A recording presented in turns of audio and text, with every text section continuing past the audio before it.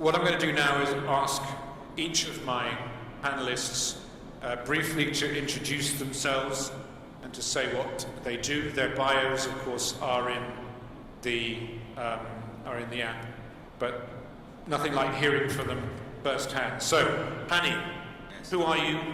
What do you do? That's a long question. In 30 seconds. 30 seconds. No, you can have more than that. I'm the founder of Sawari Ventures and Flat Six Labs. We're a venture capital firm that invests in knowledge-based startups in Egypt and the Middle East, anything from seed capital to growth capital. Before that, I had the privilege of being in private equity with EFG and its predecessor, CWIC, and before that, I'm an engineer by education. I sold my soul to the finance world. Yeah. But you started well, but it all just went downhill. But currently, my biggest focus in life is to help entrepreneurs achieve their dreams and aspirations through the value-add capital we provide for them. Now, I mean, we were talking before, and I want you just to be very clear that Hani is significantly younger than me. He's at least 6 years younger than I am. But we both remember, and I'm sure some of you do, Tiger on the Nile, Euromoney's first Egypt conference, 1995, before Rebecca was even born. Do you just, a quick corollary to that, we were sort of reminiscing about it. Do you think the climate for entrepreneurs, tech companies, that sort of thing is better now than it was 25 years ago, 23 years ago? Absolutely. It's improving on a yearly basis and a monthly basis, and I think it's just the biggest part of it is the concept of entrepreneurship and knowledge-based industries is now part of the subconscious and conscious of institutions and individuals. There isn't a house here, there isn't anybody in the audience now that doesn't know someone or is affiliated with someone who's starting a company somewhere. So that's one big element. The second big element is, whether we like it or not, as Mark Andreessen, who's a prominent American VC, said, software is eating the world. Every single thing in our lives is being digitized, the business models are being disrupted, from finance to healthcare to education. All the big industries are in some level being digitized, and therefore that offers opportunities that can only be that cannot be addressed by incumbents, but only by new entrants. Hence, the new breed, or what I call the entrepreneurial class. Okay, we're going to come back to that definitely, but let's move on to Reza Bakir. Tell us again who you are and what you do, please. Thank you, Rashid. A very good morning to you and your audience. My name is Reza Bakir. I am the Senior Resident Representative of the IMF based here in Cairo. I moved here 1 year ago to open and head the office of the IMF in Egypt. And two questions. Where were you before? Where did you, what was your posting before Egypt? I was based in Washington, D.C. as the IMF's mission chief for Romania and Bulgaria. Wow. So this is a question you can only answer in one way. Do you prefer Egypt to Romania and Bulgaria? I have had a wonderful time since I moved here a year ago, and I'm looking forward to more wonderful times ahead. Absolutely. I think that we take that as a very good hedged answer. But the more serious point, the IMF per se has been very deeply involved with the EEF and the transition of Egypt following the economic stress that took place after 2011. What are your main activities here in Egypt at the moment? What is the IMF mainly involved with on the ground in Egypt today? There are three things I would mention. First, Richard, is to support the authorities' homegrown reform program that the minister spoke about earlier. This is a big loan for us. It's $12 billion, of which we have dispersed 8. And one key role of the position here is to help the authorities in the reform program. The second, Richard, is in addition to lending, we also have a considerable program on technical assistance. This doesn't have to do anything with the loan, but rather it's the provision of expertise on issues such as in taxation, expenditure, and other areas. So one role of the office here is to help coordinate the provision of that technical assistance. And finally, Richard, the third role is to do what we call engage in dialogue with the broader stakeholders, and being at this event today is one example of it. Well, it's a great pleasure to have you, and thank you very much for being here. So back from multilateral to our sort of PEVC area. Imad, tell us a little bit about who you are and what you do. I'm the managing director and co-founder of Cedar Ridge. Cedar Ridge is a growth capital provider across the MENA region, and now we expanded into Europe as well. We provide capital to growing company, probably after Hani we come as the second phase of growth. I'm also the co-founder of the MENA Private Equity Association as well, based in Dubai. Your firm, Cedar Bridge, you focus on particular areas, particular sectors. Which ones are those, and why do you focus on them? We generally focus on consumer sectors because the Middle East in general is a consumer story, right? I mean, there is industrial pockets, but overall, across all the economies, I would say consumption has been growing steadily, and as a strategy, we focused on this in our initial two funds. We were also very big, I mean, in particular in social infrastructure. In Egypt, we've invested in education repeatedly, and in healthcare as well. Thank you. I'm sure we'll come on to some of those sectors in a moment. Last but by no means least, Ashish from the World Bank. We've heard from one of your colleagues, a bit of a World Banky morning this morning. But who are you? Why are you here? Hi, Richard. Good morning. Assalamu alaikum, everyone. I'm the program leader for sustainable development and infrastructure covering Egypt, Yemen, and Djibouti. And I've been based in Cairo for the last 4 years, also leading the economic development reform program that we work with the government of Egypt. And I'm sure most of us know, but it's always an area of some ambiguity, and not from your side, but just generally. Obviously, the IMF is one side of one of the main Bretton Woods institutions. In what way is the World Bank's work here in Egypt different from what Reza and the IMF are doing? Yeah, so we work together with most multilateral and bilateral agencies, including IMF. We have a country partnership framework that focuses on our own broad global strategy aim, which is to reduce, eliminate extreme poverty and increase shared prosperity. And we work with the government on their homegrown reform programs. We have 4 pillars. The first is, of course, working on the policy and institutional distortions that were there in the country for the last 4 years. But we also work much more across infrastructure sectors on having a private sector-led job creation agenda that the Minister of Finance emphasized in the first session. We also work on improving human capital. We have a very large program on improving health, education outcomes in partnership with the relevant ministries. And we also have a very long and large program on social protection for the poor and marginalized, an overall portfolio of about $8 billion. Thank you. So could we have the poll up, please? And where am I looking for? Could we put the results of the poll? The question of the poll, oh, they're there, but I can't see what they say. If we could get them on the vanity monitors, that would be really terrific. So you can see what's there. Looking at it slightly askance, the questions that we asked: how will Egypt be impacted by poor sentiment to emerging markets globally? Negatively, nothing has changed. That has got 20-something%. No real impact. Egypt is more resilient than in the past. That seems to 56%. And positively, Egypt will benefit as a relative safe haven.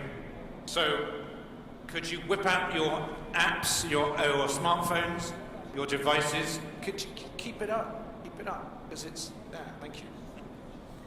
Thank you very much. And let's just keep that up, because we're going to address this question to start with. Reza, as the IMF, you look at the world. Why don't you comment on this? I mean, I asked the minister about it. We talked about it before. Let's start with your view on: are we facing an emerging markets crisis, or is it just isolated countries that have specific issues? And what, if anything, might be the impact on Egypt? All right, let me try to unpack that question. Yeah, it's quite a lot, and if you could do that all in about a minute, that'd be great. I will try. I think the current turmoil in emerging markets has two aspects to it. One, which is global and does not have anything to do with country-specific considerations. And this has to do with the developments in the advanced economies, particularly the rise in rates in the US and the appreciation of the dollar. Coupled with that has been the rise in protectionism and announcement of protectionist measures by the US, as well as retaliatory measures that the trading partners have announced. So that has added an additional concern. And finally is some associated uncertainty about the pace of normalization of interest rates in the US. Now, when you look at all of these factors, these are global. They're going to affect basically everybody. But then the question becomes, how much will they affect different countries? And here it is not a new insight to state that those countries which have stronger fundamentals and lesser vulnerabilities, of which I would put Egypt in that category, are going to be affected less than others. And the analogy is very similar. When it rains, everybody is affected. But those who have houses which have better roofs are going to be better off. So it has a systemic component, but it also has a country-specific component. Okay, but you don't see there being a sort of domino-like effect on the emerging markets that happened in '98? Are we in a position where the balances that was Asia and then Russia in 1997, 98? Are we in the same position as that now, or is it just Turkey and Argentina with maybe a side order of South Africa? So it is hard to speculate, but I think it is useful to consider some of the facts. If you look at the rate of global growth, we are still projecting 3.9% for this year and next. This is not low. So there is underlying momentum in growth. Near term, there is a lot of momentum in the US in growth. I think we have also learned from the crises that the global economy has experienced in 1997, in the Asian financial crisis, and after the collapse of Lehman Brothers. And many countries have put in better ways to cope with it. I think what markets look at, particularly when the crisis is externally driven, is external funding and the reliance on external funding. And some of the countries that are particularly being hit are those where the reliance on external funding is more. Egypt is the case where they have less reliance on external funding, in addition to some other areas of recent reforms, and therefore they are being able to separate themselves from the rest. Okay, thank you. Very succinct. Thank you very much. Hani, do you concur with this, nuance, but on balance, a more positive, sort of reflecting what we've got there, where nearly 80% of people are on the negative to mildly positive side. Where do you come in on this? Well, the analysis by Reza was probably spot on. The analogy about rains and houses is great. I think we're not, as the minister mentioned, 2008. I don't think we are as strong as we were in 2008 from a fiscal perspective or a foreign currency perspective. But I think we're relatively stable. I hope it doesn't become much worse on an emerging market perspective, because that would really undo all the hard work and the sacrifices that the Egyptian people have done over the past 3 years to reach to this point. Does it, I mean, this is a slightly left field question, but one I'm just curious about. Does negative global sentiment impact your business in any way? Does it actually matter to a VC who is investing capital locally, whether the world is happy or sad? Does it matter? No, we're closing our fund next week, so we've raised the money already. But raising money obviously does make a difference if the country's impacted. Beyond that, the entrepreneurs themselves don't care about those things.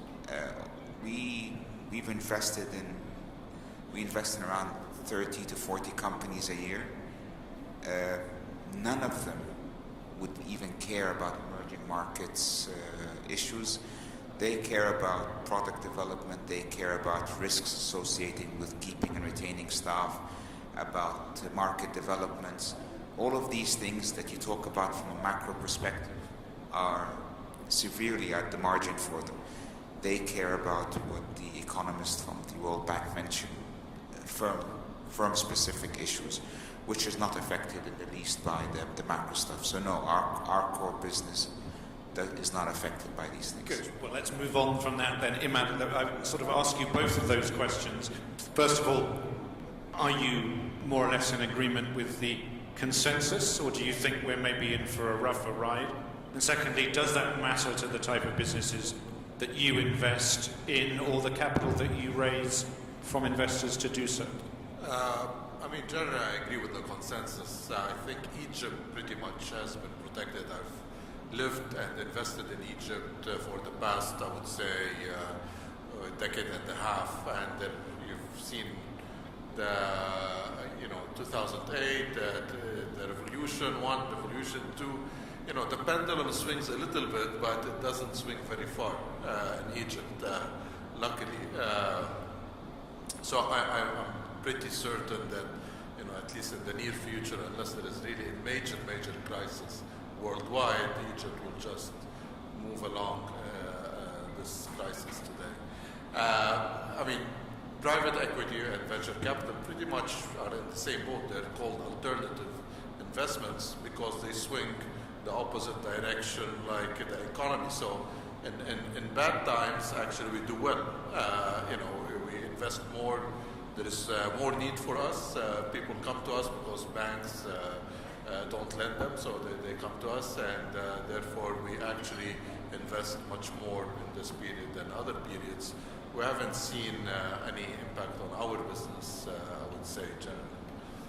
And the availability of capital from do you have international investors in your funds? All regional from the Gulf. Right. And just on again, slightly left field, has the Abraj affair influenced appetite for private equity in the region? It's a topic for every discussion, I guess. Just quickly, you can give me everywhere. I mean, it's like having the largest bank in Egypt go bankrupt. You just cast a bad, taste on all the players in that sector, good and bad. So when I was in London yesterday, it's the same discussion. It did impact the MENA region in general and private equity in the MENA region. Yeah. Very sad, very sad. Although Abraj is operating from Mexico to Manila, but it is counted as a MENA player. It's a sad thing.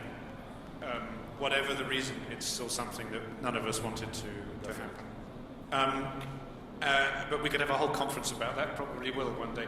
Ashish, I know that this is, as the World Bank, it's not perhaps, the area of maximum expertise, but if you could do a little bit, give us your opinion, and then perhaps move neatly, if you wish, to looking at some of the more Egypt-focused issues particularly around FDI, the attraction of foreign investment, weather, which is something that everyone has mentioned, particularly the Minister, whether you feel that FDI, Egypt could do more to be attractive to FDI.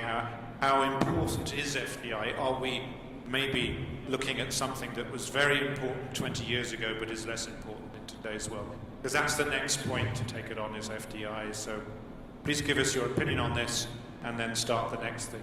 We can get rid of the slide as well. Yeah, sure. So we believe in the sentiment in this room, largely because, as Reza said, the external dependence of Egypt is relatively low, hardly 16% of GDP, but also the financial effects that are the first impact globally would depend on what's the exposure to, say, Turkey and Argentina. And I think the firms in Egypt have relatively low exposure, so the resilience story is strong. On your second question, Richard, of the FDI, I think what has happened in Egypt is the sectors which were in some ways prepared in first phase for doing a very integrated strategy on country, sector and project level, the government has begun, and the big ones are renewable energy and oil and gas. The reason that there have been predictability of annual tariff adjustments in both these sectors over the last 4 years, there's a legal and regulatory clarity, has ensured that almost more than $15 billion of foreign direct investment has already poured or is planned in these two sectors. The big challenge going forward, as has been demonstrated in all South Asian and East Asian countries, the FDI does not happen in isolation. I think the domestic private sector has to, in some ways, come first, because that gives the comfort to the foreign direct investors that the local private investors are buoyant and are for predictability and sustainability of the legal regulatory reforms. So as we move to other infrastructure sectors, as well as the agenda for SMEs and others, again going back to what my colleague Aminur was saying, focus on productivity, institutional capacity, and the continued level of implementation challenges that are now very clear in Egypt beyond the legal and policy are very critical for making sure domestic private investment cycle kicks in along with the foreign direct investment. Okay, well that's a very good point. Something that I myself have said many times to many governments over the year. If your locals aren't investing, why will the internationals? But you touched on a couple of areas which I know the bank is involved in, particularly renewable energy. Large-scale private investment today is going to go into things like energy and infrastructure. It's less likely to go into manufacturing.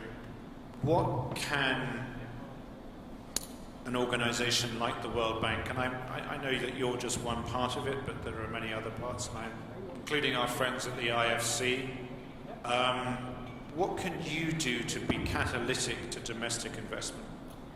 Yeah, so I think that's a great question. Let me illustrate by an example. What private sector looks for is predictability and certainty of the legal and regulatory environment and all the credit risks. World Bank helps in some of the upstream reforms, both at the country level, some of the sector level regulations and laws, as a renewable energy law, gas law is now, Egypt is having a very ambitious aim of setting up a regional energy hub, and the improved fundamentals of financial sustainability of the businesses that comes from removal of subsidies, transparency. It opens up avenues for private sector, and then our private sector colleagues in IFC and MIGA step in doing the proper risk mitigation and risk allocation between public and private sector. And I would say the testimony of how looking at country, sector and project level risks, again going back to renewable energy example, while the country had about $3 billion of feed-in tariff investment at 7 US cents, the latest round of competitive bids are at 2.8 US cents, which is that global par at the lowest tariffs.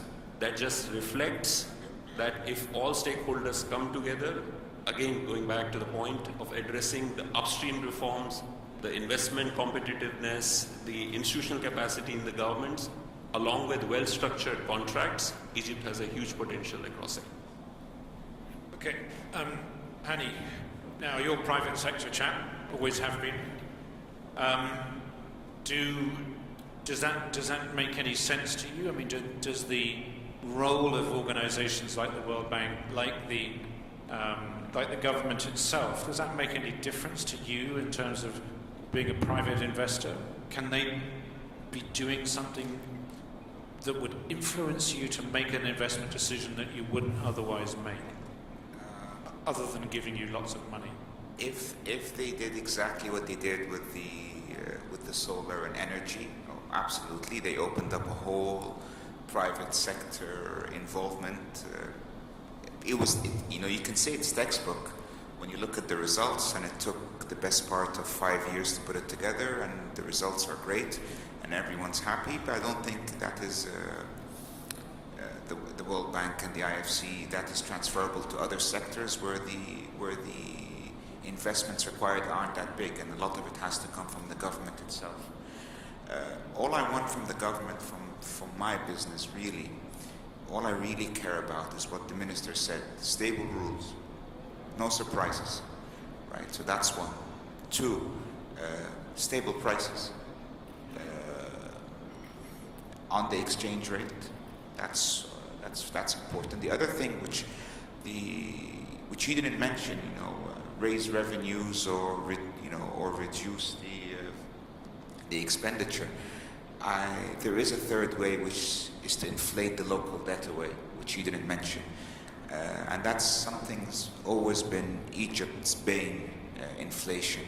As long as you keep inflation between 10 to 12%, we can handle it. But just give us stable rules and stable prices, and I am very confident of my fellow entrepreneurs in the private sector. We will find the best uses of capital, and we will convince other institutions to join along if you provide that stability for us. Okay, I'm going to ask you, and I'm going to ask the same question to Emma. This is a question that has been sent through to me. I'm going to cite. I don't know who asked these questions. They're completely anonymous. I mean, this could be the minister. I don't think it is, but it could be. You'll reason why it probably isn't. Next thing I say. And if this is your question, I apologize for paraphrasing it, but let me read what this person says. We need to improve the ease of doing business and reduce tariffs. Yet working in a multinational, we see very much the opposite. An increase in tariff, an increase in taxes. Is there a path to ease business? Now, I have two questions for that. Do you, I mean, you touched on this, but the minister talked about taxes and subsidies. Is the tax and regulatory burden on businesses increasing, in your opinion, in what you see in the company, your portfolio companies? I have a different perspective on the ease of doing business, and I think the multinationals have, I think they cry wolf a lot. I've worked in Tunis, I've worked in the UAE, I've worked in Saudi. And the core business, Egypt, is much easier to do lots of things outside of customs. I haven't worked with anything that's import-export. But labor law, banking, VAT, transaction taxes, they're much, much worse in other parts of the MENA region, and I think the multinationals cry wolf a lot because they have an army of people who can help them. If we can help our entrepreneurs who are companies of 10 or 12 people navigate those very easily, and it's easier here than other places, then I think it's okay for the time being of a country of our stature. Whether it's increasing or decreasing, I think it depends which elements you talk to. So, for example, the new VAT law, that was difficult for people to digest, but once you do it, it's easy. But on the other hand, you had the new investment law, which in respect, and the bankruptcy law, which in certain respects of running your business have made things easier. So it depends what business you're in. But I can tell you, and with all due respect to whoever wrote that question, the tariffs have gone up, but the regulatory burden for multinationals, you shouldn't be talking about it. It is much less here than it is in anywhere else in the Middle East I've seen. Okay, well that's an interesting answer. I'm sure we can have that. Imad, same question to you. I mean, I have to concur with Hani. I mean, I've worked in China, India, Saudi Arabia, and I would say Egypt is better than all of them, to be very honest. The only place where I find it a bit easier is probably Dubai, in particular Dubai, not the UAE. But Dubai is, because it's small to manage, I think it's easy to get things sorted. what about, I mean, is it right to compare Egypt only with other difficult emerging markets? Should you not be looking to Europe or the US or Singapore? Of I mean, course, you're yeah, saying- but go to Greece. I don't think that's No, of course, no, okay. Yeah, it's We have- there are parts that are easier. I mean, the UK is generally, I would say, an easy place to do business.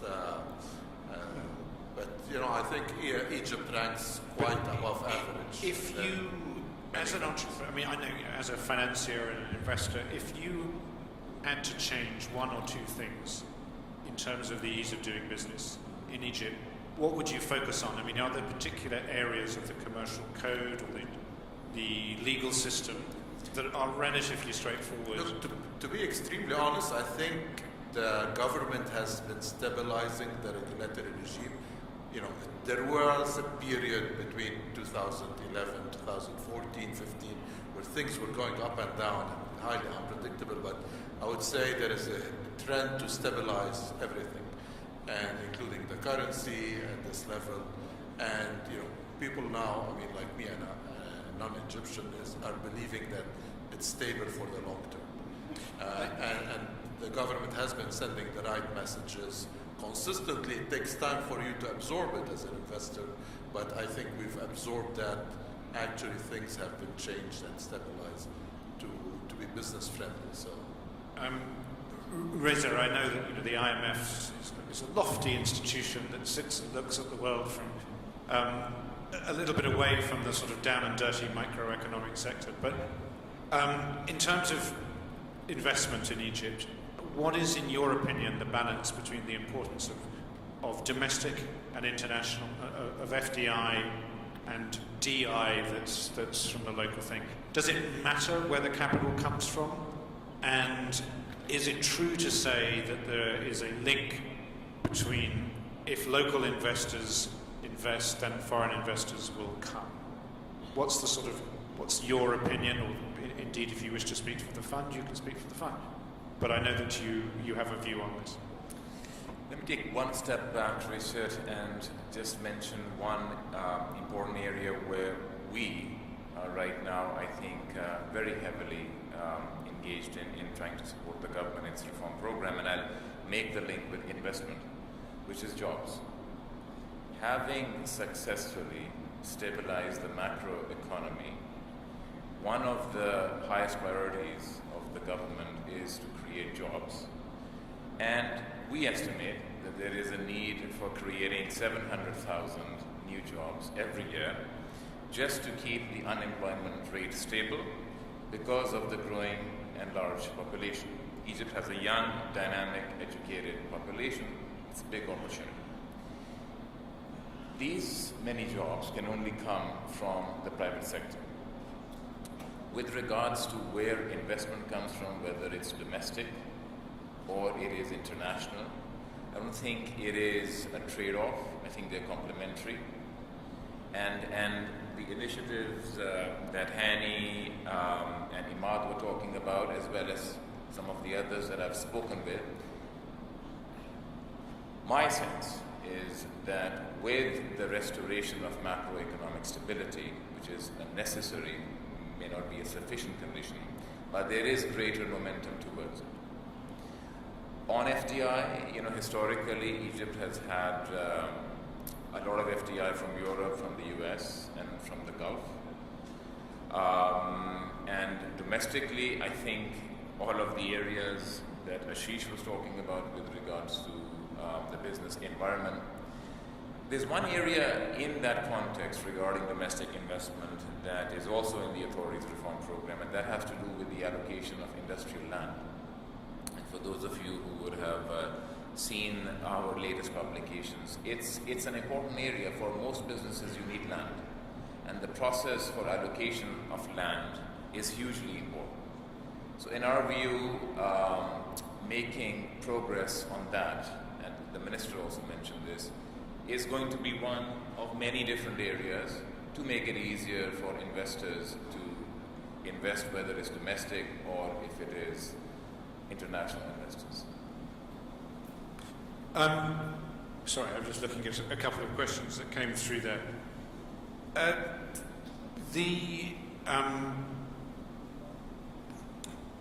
One of the questions that just came through was the sort of corollary of this debt issue, where if the government has a huge amount of debt that is mainly held by financial institutions and private sector people in Egypt, is that debt crowding out the private sector investment, do you think? No, I mean, I can tell you from personal experience, I went to all the public sector banks and all the private sector banks to raise money for things we were doing, and the minimum IRR, if with the taxes and everything, they were getting 18 to 20% from the Egyptian government, which is risk-free. How much would I have to offer them to be able to take their money?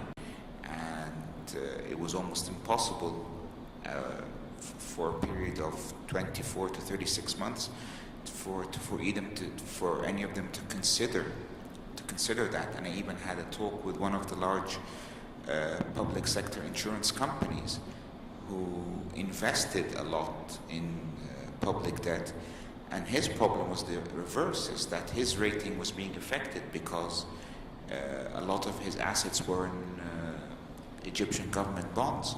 So he was actually incentivized to invest outside of those only because his rating was being affected by having such a concentrated risk in Egypt. So from my personal experience over anywhere between 2012 to 2016, there was a massive crowding out of private sector. The flip side of that, and I'll have to give it to, is that it helped recapitalize the banks. I mean, that transfer of wealth helped recapitalize the banks, and I hope now the banks are brave enough to actually start investing it with the larger capital base that they've accumulated. But I mean, the banks wouldn't be putting equity capital into your fund, they'd be lending to the companies. What would they be doing? How would the banks be involved in that flow of capital? Both on the investment side. I mean, they don't invest as much on the capital side, and also lending to more private. I think on the lending sides, the banks have to work a bit harder, and I think there's a case that they need to diversify away from name lending and the big conglomerates, and they need to go to the middle, not necessarily the small. Not necessarily to the smaller ones where we can take care of that with equity. But I think now the banks have been recapitalized. I think the banks have had 4 or 5 years, and I've said that, of excessive returns of profits, of return on investments, all of that. It's time that this whole crowding out, and it's time for them to actually start doing their core business again. Okay, Reza, please. I wanted to jump in, Richard, on this question of debt and crowding out. And I wanted to make the distinction between the level and the change. Because debt is high, as the minister said, and you said, in the 100% of GDP range. But I think it is also important to focus on the change, which is that it's coming down. And what that means is that the imprint or the need of the government on a flow basis is declining, which means that there is more credit than available for the private sector. So I think realizing that the delta, or the change has been in the right direction since 2016 is important. There is another point that I want to mention, which is that the government's reform program is a reduction in the deficit of 5.5 percentage points of GDP over 3 years. That is significant. Since the announcement of the reform program, growth has been rising quarter on quarter, every quarter. And as we macroeconomists talk about it, despite the negative fiscal impulse.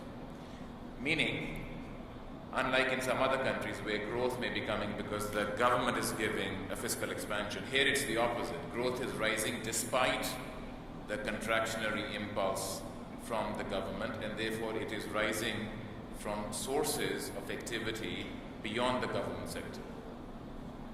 But, I mean, where is the investment capital going to come from? And Imad, I'll come to you on this because, you know, we talked a little bit about Abraj, we talked about regional investors. But, you know, equity capital to invest in things comes from private sector investors, institutional investors like insurance companies or the Sovereign Development Fund or whatever. It doesn't come from banks. Banks don't do a lot of equity, you know, certainly 5-year lockup private equity type stuff. So is part of the issue, I mean, it would seem that we have a crowding out issue, please comment on that, but also where are these investing institutions domestically that are going to put the money forward? Is it purely private individuals? Is it corporates? Is it the insurance companies? Is it the sovereign wealth fund? Where is this capital that might flow into equity private investment? Well, I mean, I would say sources of capital from the region have been retreating and will most likely continue to retreat or be at this lower than average level for the foreseeable future. Mainly it's the Gulf. I mean, the Gulf is the exporter of capital, and because of obvious reasons, they have retreated in exporting as much capital as before. The other source of capital for funds like us and probably Hani's is international investors, pension funds from Europe, US, insurance companies. Of course, there's also the IFC, EBRD, and all this, but I think you always need to move beyond DFIs. So these would probably, at this point in time, the region doesn't rank highly in their priority list. I would say, unfortunately, it ranks at close to the bottom of that ranking. There is surveys that are being done. So at this point in time, if you take these 2 points together, you know, sources of capital are less than, I would say, 2014, which was a peak year for fundraising for funds, or 2007-8, which was also another peak year. In Egypt, particularly, I think there are sources of capital, right, Hani? I mean, there are local sources of capital, which doesn't exist in many countries around the region, especially in the Gulf. I mean, there isn't a lot of. But I mean, are they? If I can take whatever capital I have and lend it to a minister, and I can get 17% on that, tax-free or de facto tax-free, especially if I'm an Egyptian and I've got no FX risk. Why am I going to give it? I mean, I don't mean any disrespect to you and what you do or to Hani, but why am I going to give it to you? I mean, I can get that's a huge return. Riskier, you know. Your return in developed countries is, you know, you're offering 20 to 30% versus an interest rate of, you know, 1, 2, whatever. So you know, you're 20% above interest-free. You know, you should. Yeah, but, I mean, but that's your liquidity premium, that's your risk premium, that's all of that sort of thing. Exactly. So. But what I'm trying to say is, how do you unlock that? I mean, is it a question of bringing down rates? Is that going to make a big difference? I mean, you've got to bring them down a long way to make a big difference. Yeah. You want to talk about that? I think it will. I think it will force banks to be more creative in what they do. And banks and insurance companies have a massive role in aggregating of private sector capital through funds or through things they do, which they haven't been doing of late. I mean, they've been doing these deposit certificates, which benefits them. But I think if the risk-free rate with the government bond goes down sufficiently, you will definitely. I mean, it's basic finance. It's like physics. You will see an uptick in private investment. Okay. I mean, if you take the Please. case of Lebanon, where there is a bit of regulation that So actually. we're talking about Lebanon. You couldn't hear, but Yeah, so the Lebanese central bank pushed banks to invest in, yeah.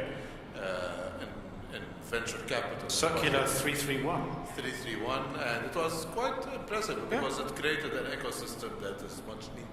So I think, it needs a bit of regulation to push banks to invest in funds. Malaysia is another example. They've done a superb job also. So I can see some bankers in the audience nodding away.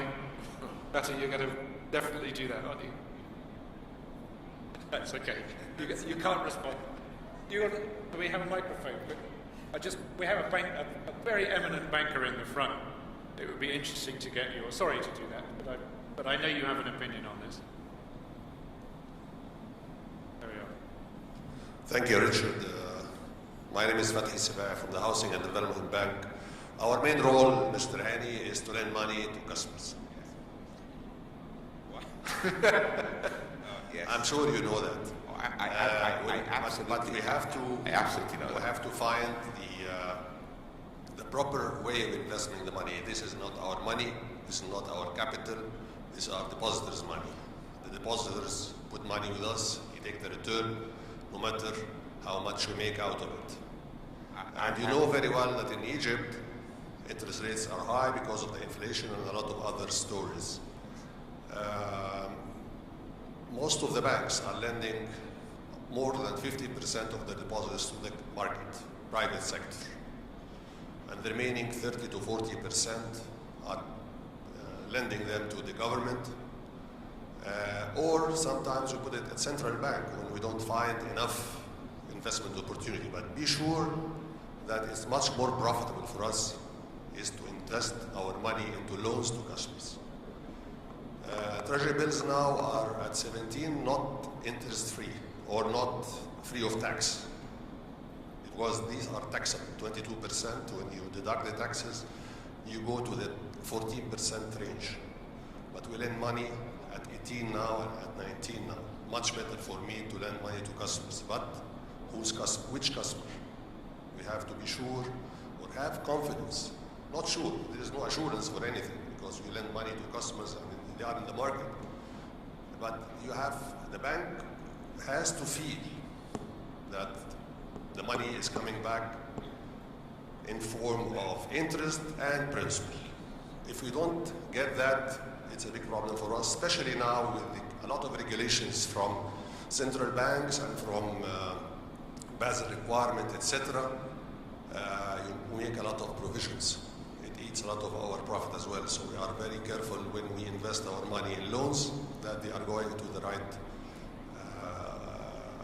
business opportunity. The customer knows very well what is he doing. He's in the right market. The competition is not affecting them. We make a lot of analysis to grant money to loans. But definitely, answering your question, we are very grateful and happy. Send us customers, but who are lendable. Thank you. Can I just Okay. to clarify? We'll go for you, Hani, and then we'll go to Ashish. Yes, of course. I know you do. Just to clarify one thing. Of course, we understand that the bank's primary role is to lend money, but the Egyptian banks of the last 100 years have always had an investment department with a certain level of assets invested in equity, which they haven't been doing in the last 10 or 15 years as much. Insurance, and I included the insurance companies, the big insurance companies, the public ones, haven't invested in terms of the equity. You're 100% correct, but in the year 2012 to 2016, the banks were heavily invested in public debt, at much higher rate because the government wanted it, and this did have an effect. I have lots of public sector banks, when we went to even to borrow from them, they said it is much more profitable to lend to the government. I mean, that has changed. All my point was the banks now in Egypt are more liquid, better capitalized than ever before, and they have a responsibility to aggregate private sector investment and help channel it into things that are profitable. That is all I'm saying. I'm sure you agree with me that since 2012, the market was extremely bad for the customers, most of the customers. And if you analyze any customer in the market who comes to borrow while you have a big portfolio of NPLs, and a customer coming asking you to have loans for the same sector or the same type, definitely, if you are a decision maker at the bank, you will be careful when you grant money. Of course, yes, the government was there. It was another good tool for us to invest the surplus funds we have, definitely, especially after the foreign investors left Egypt. But now the situation is different. Foreign investments came again. They invest in treasury bills and bonds. The market is much better now. Growth rate is improving. A lot of the central bank is pushing us to grant loans to SMEs in particular. We have a lot of challenges here to reach 20% of our portfolio by the end of 2019 at that sector, and we're working hard to do that. But we are doing it also at the same thing. We don't go against uncalculated risk. All the risks are being properly assessed, and we should have confidence that when we grant finance, we don't take uncalculated risk. No, we had to be 100%, or not 100%, sorry, not 100%, confident that we are investing money in the right thing. Thank you. Thank you. We agree. We're running out of time. Ashish, I'd like to give you the final word. Thank you, Fatih, very much. Thank you very much. No, I just wanted to echo that in our assessment, the financial sector is a constraint, but probably not the most binding constraints, because there are no pipeline of great, well-prepared projects with risk allocated that are not happening due to lack of finance. I think there's a much more deeper systemic problem, of which is the set of pipeline of PPP projects or private sector investment projects that are ready. And for that, there are some cross-cutting issues that are needed. The first is what we discussed in the beginning. This is the predictability of the regulatory regime. The second, which Reza partially alluded, are issues related to land. It's not only industrial land allocation, but the whole system of managing land.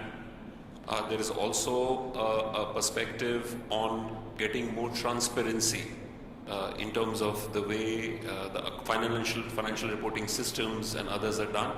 And then there are sectoral issues. I think there are some sectors that are ready for big transformational projects. Could be ports, could be airports. So I think the priority, and this is a win-win situation because that reduces the public debt, because all of them, SOEs, are actually running public debt. So freeing up government debt, creating more private sector investment, creating a pipeline of solid projects, and then I think the question of financial sector risk and availability of equity. Excellent. Well, that's very interesting. We've touched on a lot of very complex and different subjects, all related to it. The main topic of Egypt's investment, and I think I hope I've answered some of the questions. There were a couple that I wasn't able to get to, and I apologise for that.